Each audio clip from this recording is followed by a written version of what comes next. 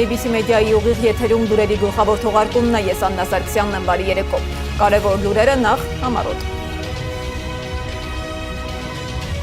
Խաղաղություն, թե նոր պահանջներ, Բաքվի խոսույթի հակասությունները, ինչ քաղաքական օրակարգ է ձևավորում Ադրբեջանը Հայաստանի անվտանգության և ապագայի վերաբերյալ։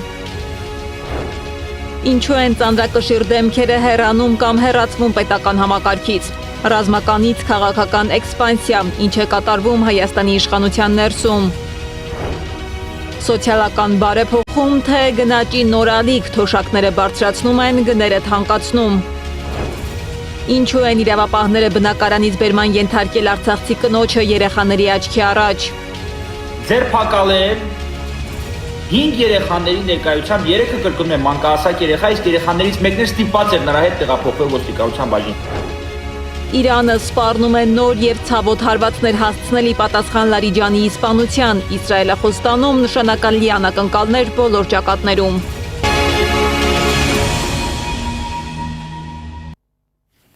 Թեհրանը այսօր սգի և քաղաքական լարվածության կենտրոնում է։ Իրանի իշխանական համակարգի առանցքային դեմքերից մեկի Ալի Լարիջանի իսպանությունը նոր փուլ է բացում Մերձավոր Արևելքի արդեն իսկ պայթյունավտանգ դիմակայությունում։ Միացյալ Նահանգների և Իսրայելի հարվածներից հետո սպանված Լարիջանի և մյուս զոհերի այսօր տեղափոխվել են Թեհրանի կենտրոնական հրապարակ։ Հազարավոր մարդիկ են հավաքվել վերջին հրաժեշտը տալու Իրանի քաղաքական համակարգի ամենաազդեցիկ դեմքերից մեկին։ يستبشرون بنعمة من الله وفضل وأن الله لا يضيع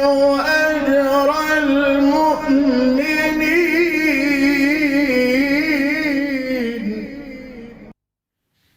Ալի Լարիջանին պարզապես բարձրաստիճան պաշտոնյա չէր, նա ներգրավված էր Իրանի անվտանգության և ռազմավարական ամենակարևոր որոշումների կայացման գործընթացում։ Լարիջանի ընտանիքը Իրանի քաղաքական համակարգում հաճախ անվանում են իրաքյան խումբ, ազդեցիկ քաղաքական շրջանակ, որտեղ ընդգրկված են նրա եղբայրները, Փեսան և մի շարք այլ հարազատներ։ Վաշինգտոնի համար Լարիջանին կարևոր թիրախ էր նաև մեկ այլ պատճառով։ Նա համարվում էր Այաթոլլահ Ալի Խամենեիի ամենավստահված մարդկանցից մեկը։ Ով էր Ալի Լարիջանին, ինչ ճանապարհ է անցել Իրանի քաղաքական համակարգում և ինչ դեր է խաղացել երկրի ռազմավարական որոշումների կայացման մեջ, ռեպորտաժում։ Իրանի իշխանական վերնախավում Ալի Լարիջանին ամենաազդեցիկ գործիչներից էր։ Նրա սպանությունը Իրանը չի պատրաստվում ներել։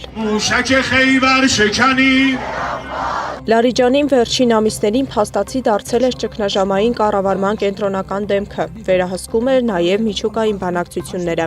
նաև ներքին բողոքների դեմ ճնշումը։ Նա միավորում էր տարբեր ուժային թևեր։ Լարիջանին ծնվել է 1958 թվականին Իրաքի Նաջաֆ քաղաքում, ամենաազդեցիկ իրանցի հոգևորական Այաթոլլահ Հաշեմի Միրզա Ամոլիի ընտանիքում, որը Շահ Մոհամմադ Ռեզայի կողմից աքսորվել էր Իրաք։ 1979 թվականի հեղափոխությունից հետո ընտանիքը տեղափոխվել է Իրան, որտեղ Ալի Լարիջանին ստացել է փիլիսոփայության դոկտորի աստիճան։ Նրա եղբայրները նույնպես զբաղեցրել են բարձր պաշտոններ պետական համակարգերում, ներառյալ դատական համակարգն ու արտաքին գործերի նախարարությունը։ Նա եղել է Իսլամական հեղափոխության պահապանների կորպուսի առաջին անդամներից մեկը, իսկ ավելի ուշ դարձել է Իրանի գլխավոր բանակցողը միջուկային ծրագրի շուրջ։ Նա նաև ղեկավարել է պետական ԻՐԻԲ հեռուստառադիոընկերությունը, տարիներ շարունակ ձևավորելով Իրանի մեդիա օրակարգը։ 2005-ից 2007 թվականներին Լարիջանին եղել է միջուկային ծրագրի գլխավոր բանակցող, պաշտպանելով ուրանի հարստացման Իրանի իրավունքը։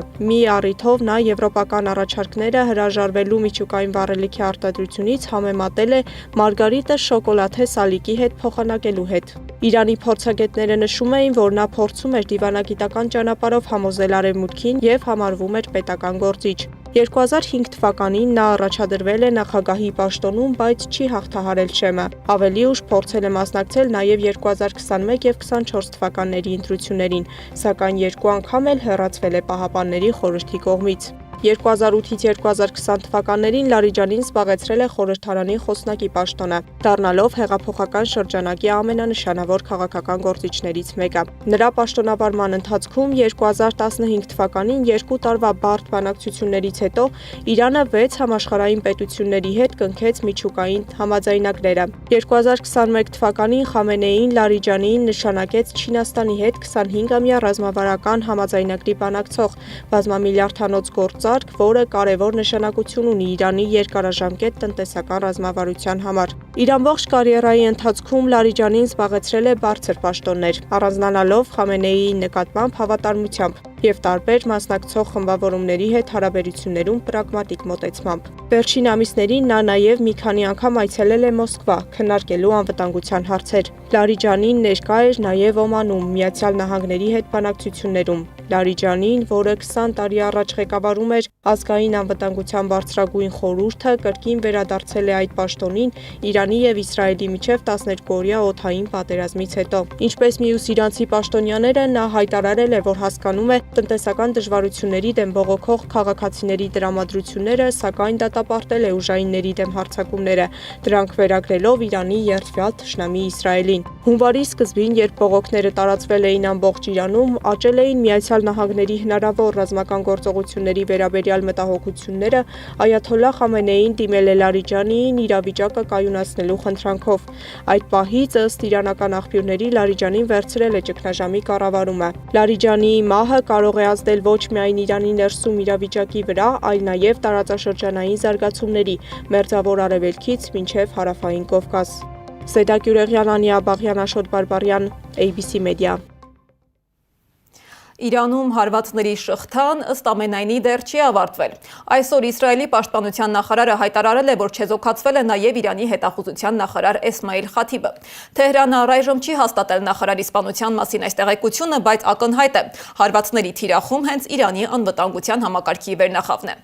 Թեպետ դեռ հստակ չէ, թե այժմ Իրանի ղեկավարության ներսում ովքեր են իրականում որոշումներ կայացնում, երկրի գլխավոր դիվանագետ Աբբաս Արաղչին ուղերձ է հղել աշխարհին։ Նա հայտարարել է, որ Թեհրանի դիրքորոշումը միջուկային զենք չմշակելու հարցում էապես չի փոխվի, թեև այս հարցում վերջնական խոսքը դեռ պետք է ասի Իրանի նոր գերագույն առաջնորդը։ Նա նաև ասել է, որ մեկ պաշտոնյայի մահը չի կարող ազդել Իրանի իշխանության կայունության վրա։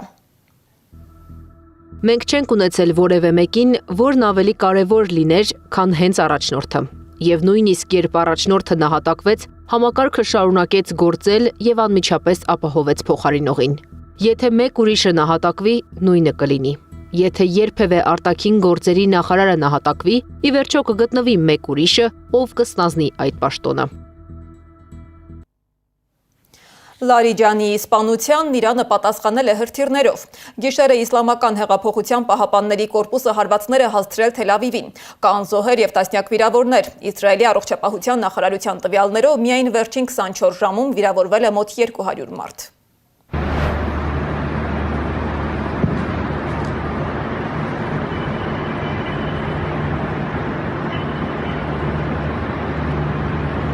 في ختان فك راسه ختان كهرباء مكتومات كمان في ختان كهرباء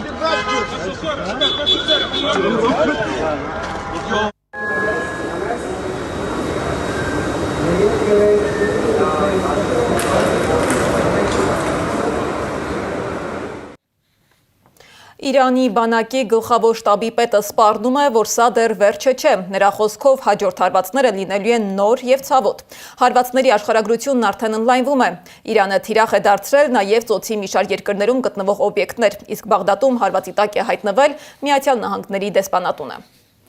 Իսրայելը նույնպես շարունակում է հակահարվածները։ Իսրայելի բանակը հայտարարել է, որ հարվածները հասցրել Իրանի հրամանատարական կենտրոններին, հրթիռների արձակման հարթակներին եւ հակաօդային պաշտպանության համակարգերին, այդ թվում հենց Թեհրանում։ Ռումբերից մեկը ընկել է նաեւ Բուշերի ատոմակայանի հարակից տարածքում, նորից բարձրացնելով տարածաշրջանում միջուկային անվտանգության մասին ամենամեծ մտահոգությունները։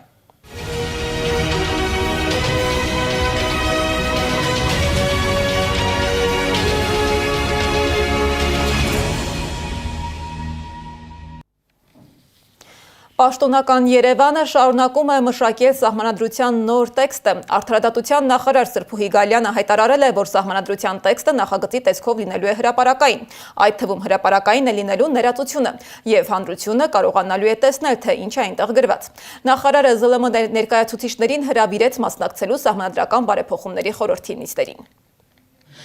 Սահմանադրությունը որոշելու է ընդունել ժողովուրդը կամ չի որոշելու ընդունել ժողովուրդը եւ հետեւաբար ասել ինչ իմաստ ունեն քննարկումները եւ այլն շատ լավ ձեզ համար գուցեև չունեն իմաստ մեզ համար մշտապես ունեն իմաստ հանրության հետ բոլոր քննարկումները եւ մենք ամեն ինչ անելու ենք որ յուրաքանչյուր դրույթ որը կնախատեսվի սահմանադրությունում մանրամասն քննարկման առարկա դարձվի հնարավորինս լայն շրջանակի մեր քաղաքացիների հետ Գալյանը կարծում է, որ սահմանադրության նոր տեքստը կհրապարակվի մինչև ընտրություն, ըստ նրա բավարար ժամանակ կտրամադրեն ծանոթանալու համար։ Իսկ ՄԱԿ-ի հովանավորությամբ տեղի ունեցած հանդիպման շրջանակում Նիկոլ Փաշինյանը տարածքային կառավարման եւ ենթակառուցվածքների նախարար Դավիթ Ղուդատյանը զրուցել են Թուրքիայի էներգետիկայի նախարար Ալփարսլան Բայրակթարի հետ։ Թուրք պաշտոնյան հայտնել է, որ քննարկել են ենթակառուցվածքային եւ էներգետիկ հարցեր, որոնք կնպաստեն տարածաշրջանում երկարատև խաղաղությանն ու կայունությանը։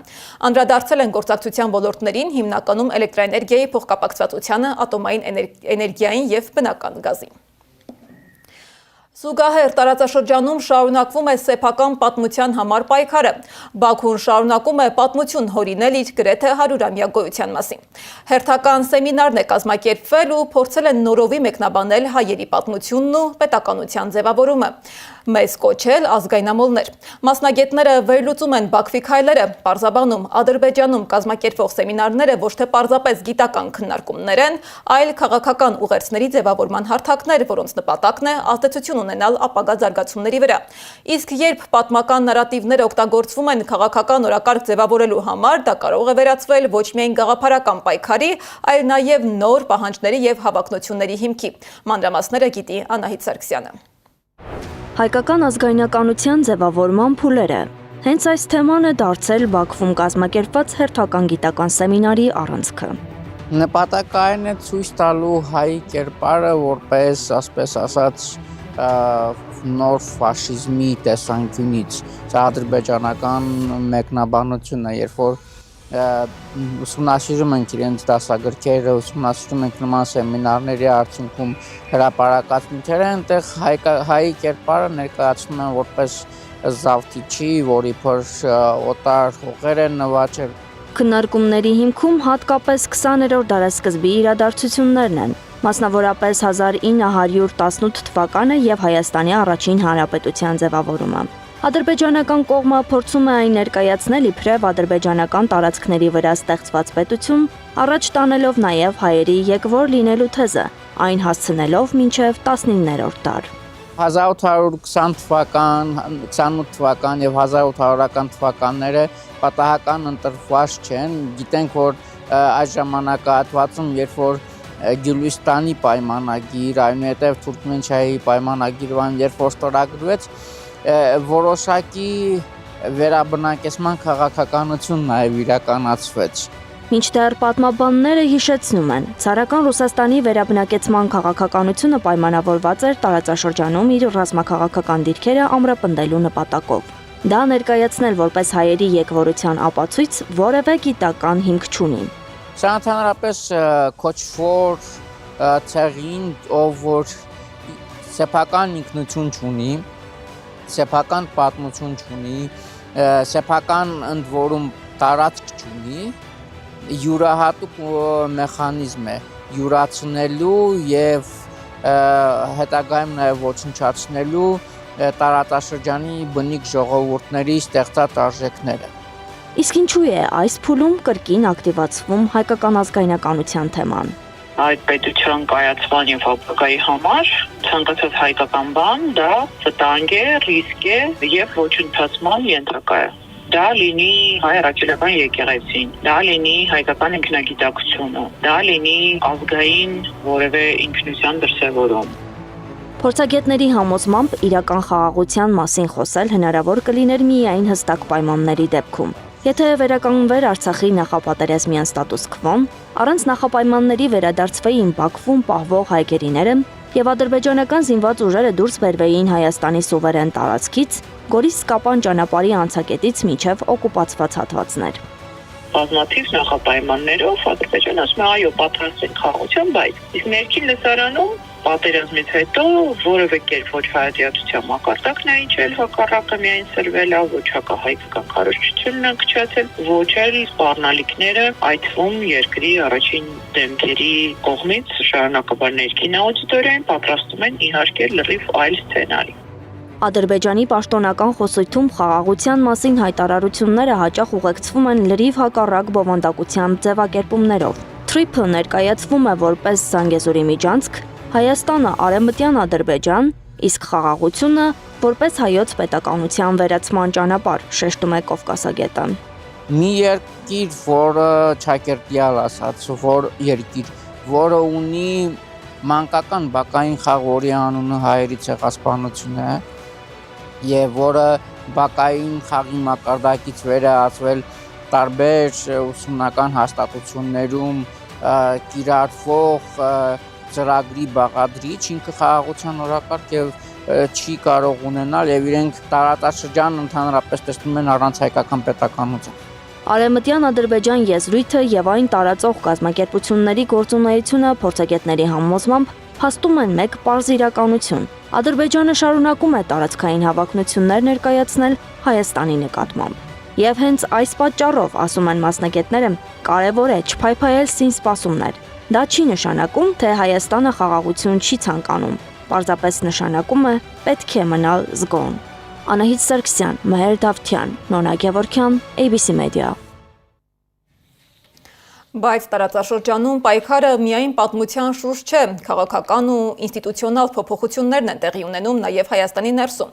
44-օրյա պատերազմից հետո Հայաստանի պետական համակարգում նկատելի տեղաշարժեր են արձանագրվել։ Մի շարք դիվանագետներ, պաշտոնյաներ եւ ոլորտային ղեկավարներ լքել են իրենց պաշտոնները կամ հեռացվել աշխատանքից։ Քաղաքագետների մի մասը այս գործընթացը կապում է ոչ միայն ներքաղաքական զարգացումների, այլ նաև տարածաշրջանային քաղաքականության հետ, խոսելով ազդեցության նոր մեխանիզմների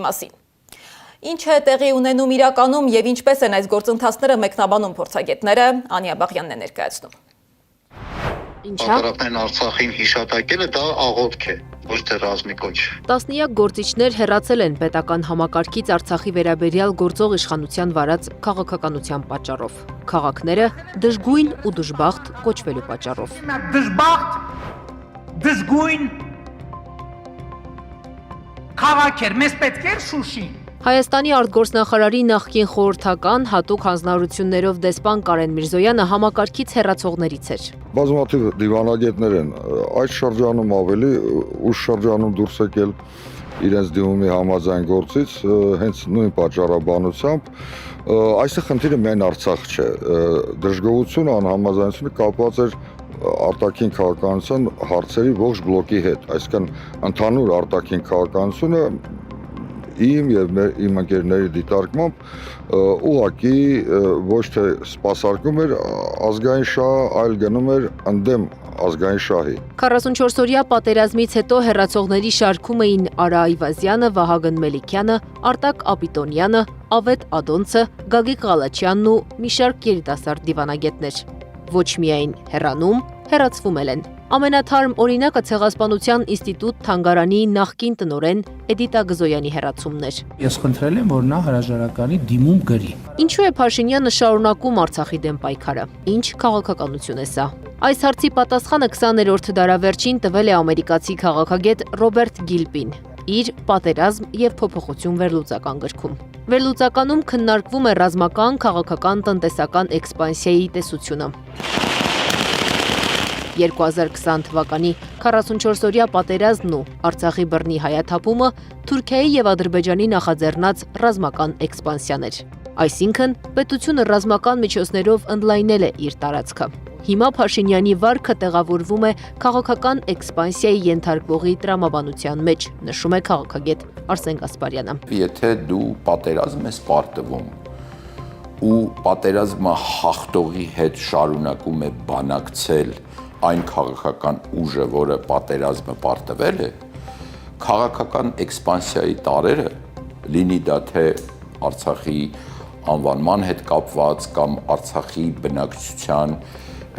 իրավունքը, վերադարձի իրավունքը, իրենց մշտական բնակության վայրերը, Արարատ սարի հետ կապված եւ այլն, այսինքն նույնիսկ քաղաքական սիմվոլները։ Դրանք անմիջապես ներառվում են քո հակառակորդի քաղաքական էքսպանսիայի մեջ։ Թուրքիան այս քաղաքականությունը փորձել ու հաջողել է հյուսիսային Սիրիայում։ Ռազմական էքսպանսիան արտահայտվեց նրանով, որ Թուրքիան ռազմական գործողությունների միջոցով վերահսկողություն հաստատեց մի շարք տարածքների նկատմամբ։ Այնուհետև գործարկվեց քաղաքական էքսպանսիան, ազդեցությունը տարածելով տեղական կառավարման համակարգի վրա։ Հետո մեծ դեր ունեցավ տնտեսական էքսպանսիան, շուկան ողողելով թուրքական ապրանքներով եւ տարածելով թուրքական լիրան։ Հայաստանում նույնն են անում Թուրքիան եւ Ադրբեջանը գործող իշխանության միջոցով, նշում է զրուցակիցս։ Ոչ մի դեպքում Արցախ չի նշանակում պատերազմ, չի նշանակում պարտություն։ Հակառակ Արցախ դա նշանակում էր եւ եթե մենք ունենանք Արցախ, դա կնշանակի հզոր Հայաստան, ամուր Հայաստան։ Փաշինյանի կառավարությունից հեռացողներն ու հեռացվողները, մարդիկ, սիմվոլներ, պատմություն, թե անկախության հռչակագիր Թուրքիայի եւ Ադրբեջանի քաղաքական էքսպանսիայի հետևանք է։ Այս փուլը ուղղորդվում է նաեւ տնտեսական էքսպանսիայով, բենզինի ներկրում, ադրբեջանական տարածքով հացահատիկի ներմուծում եւ այսպես շարունակ։ Իսկ ինչպես կանխել տարածվող էքսպանսիան։ Քաղաքագետ Արսեն Գասպարյանը կարծում է, ազգային ռեֆորմացիայի կարիք կա Հայաստանում։ Սովորաբար ազգային ռեֆորմացիա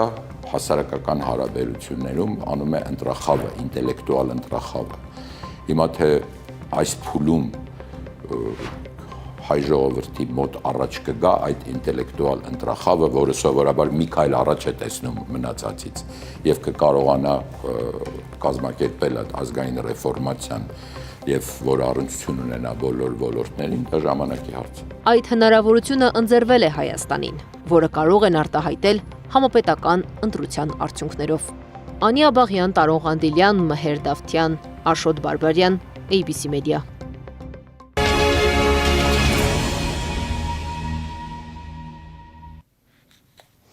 Այսօր շարունակվել է Փարաքարի նախկին համայնքապետ Վալոդիա Գրիգորյանի սպանության գործով դատական քննությունը։ Մեղադրյալ Նարեկ Օհանյանի պաշտպան Վահեն Հովանիսյանը նշել է, որ քրեական գործի նյութերին ծանոթանալիս պարզվել է, որ դրանցում բացակայում են կարևոր փաստաթղթեր, թեև դրանց մասին հիշատակումներ կան։ Խոսքը մասնավորապես գաղտնիք քննչական գործողությունների արդյունքները պարունակող սկավառակի, նաև բանկային գաղտնիք ստանալու շրջանակում իրականացված գործողությունների տվյալների մասին է։ Պաշտպանի խոսքով ինքը դեռ նախաքննության փուլում գրավոր պահանջել է այդ նյութերը, սակայն մերժվել է։ Հանրային մեղադրողը իր հերթին նշել է, որ պաշտպանին առաջարկվել է ներկայանալ վարույթ իրականացնող մարմին եւ իր կրիչով ներբեռնել անհրաժեշտ նյութերը, սակայն վերջինս չի օգտվել այդ հնարավորությունից եւ կրկին նույն միջնորդությունն է ներկայացրել դատարան։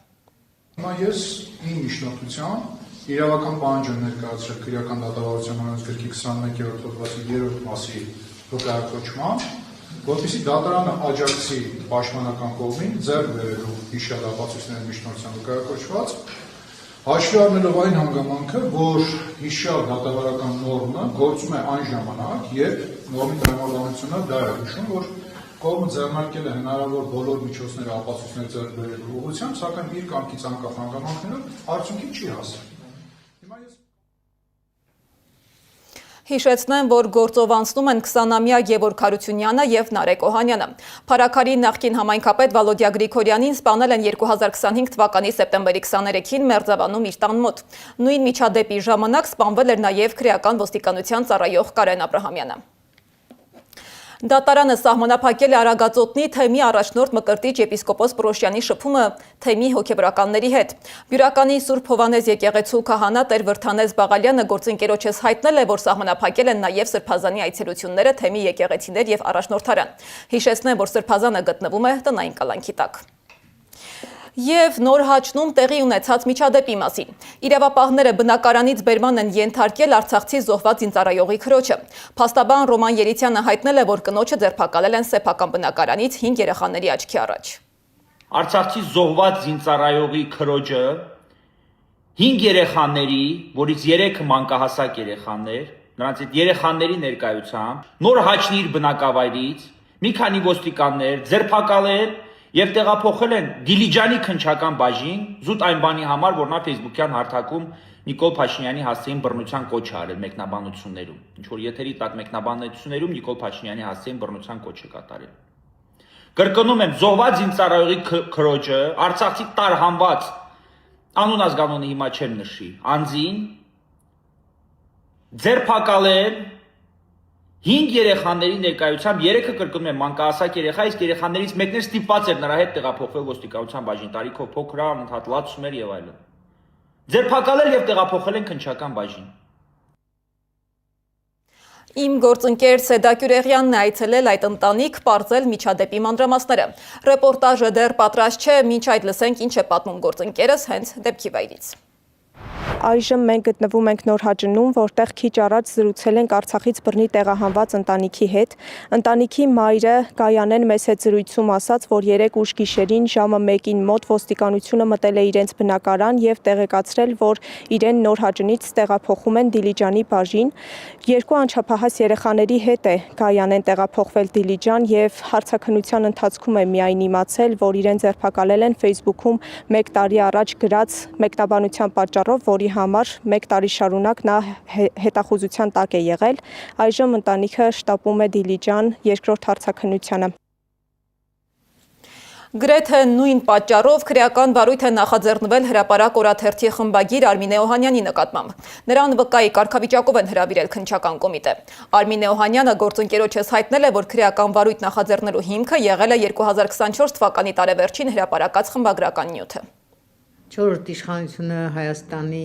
անկախ պետության ընթացքում միշտ է եղել, իհարկե թիրախում, միշտ անհանգստացրել է իշխանություններին, հա, մենք միշտ խնդիրներ ենք ունեցել, լրագրողները, խմբագիրները, լրատվամիջոցներ են փակվել, բացվել եւ հազար ու մի պատմությունների միջով ենք անում։ Ես քանի որ դեռ ակունքներից եմ աշխատում, հա, այս դաշտում դրա համար այդ ամեն ինչի աչքի առաջ է եղել, այդ նորություն չի, ոչ էլ մեզ դա զարմացնում է, բայց հիմա երբ որ նախկին խմբագիրը իշխանության գլխին կանգնած եւ ինքն է անում իր նախկին գործընկերների դեմ այս գործընթացը կազմակերպում, դա առավել տարօրինակ է, զարմանալի է, նույնիսկ վրդովեցնող է, հա, այսպես կարող եմ ասել։ Պարզ է, որ երբ որ իշխանությունը վատն է, վատ է աշխատում, սխալներ է թույլ տալիս, ավելի շատ խնդիրներ է ունենում, քան եթե լիներ ավելի լավ, ավելի նորմալ իշխանություն ունենայինք, հա, եւ դրանից էլ բխում է նաեւ մեր լրատվամիջոցների նաեւ մի քիչ ավելի սուր քննադատությունը, մի քիչ ավելի կոշտ դիրքորոշումը մեր հիմա այս պահին օրինակ այսպիսի վիճակում դնել գովերքել իշխանություններին, ես չգիտեմ թե դա ինչ լրատվամիջոց պիտի լինի, որը սազը ձեռքն առնի ու գովերքի Նիկոլ Փաշինյանի իշխանությանը։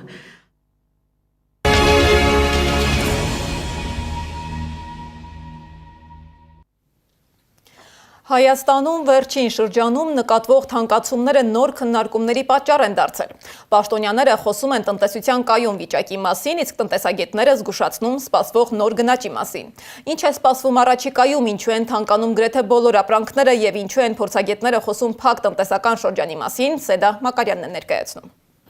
Հայաստանում գնաճը շարունակվում է եւ այս անգամ թանկացումները չեն սահմանափակվում առանձին ապրանքներով կամ ծառայություններով։ Խոսքը համատարած թանկացումների մասին է, սննդամթերքից տարբեր ծառայություններ։ Թեպետ կենտրոնական բանկի նախագահը փաստում է, որ գնաճի պատճառներից են նաեւ թոշակների բարձրացումն ու պարտադիր առողջապահության օրենքի ընդունումը, էկոնոմիկայի նախարարը շարունակում է գովել իշխանության որոշումները։ 10,000 դրամ կենսաթոշակն է ավելացել, 10,000 դրամ հետ վճարով 20,000 դրամ կուղի իր կյանքի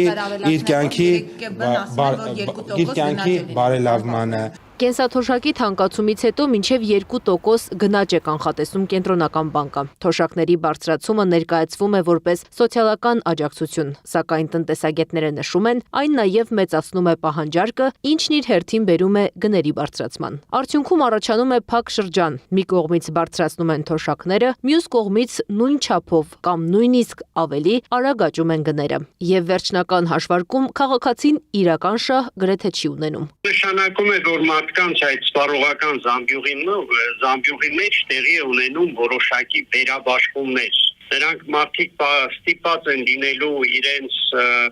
այսպես ասած, կյանքի կենսամակարդակի որոշ տարելի հաշվին լուծել մյուս խնդիրը ի վերջո ստացվում է, որ ընդհանուր կենսամակարդակը կամ զամբյուղի առումով որևէ տեղաշարժ կամ չի լինում։ Տնտեսագետի գնահատմամբ, երբ թանկացումները համատարած են, սոցիալական ցանկացած բարեփոխում արագ կլանվում է գնաճով։ Այսինքն, թվերով եկամուտը աճում է, բայց իրական գնողունակությունը մնում է նույնը կամ նույնիսկ նվազում։ Կենտրոնական բանկն էլ նրա համար է, որպեսզի,